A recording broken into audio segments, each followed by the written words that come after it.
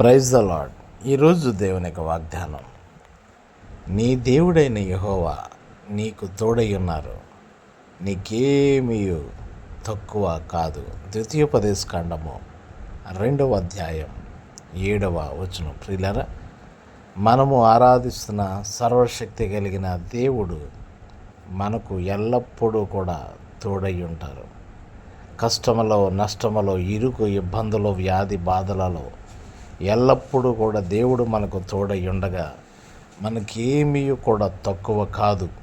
ఆయన మనకు కాపరిగా ఉన్నప్పుడు మనకు కలిమి, సమృద్ధి, ఆనందము, ఆరోగ్యము కలుగుతుంది. గనుక దేవుడు మనకు తోడుగా ఉన్నారు అన్న సంగతి అనుక్షణము కూడా మనం జ్ఞాపకమునకు ఉంచుకొని దేవునిని మహిమపరుద్దాం. Amen, amen, amen.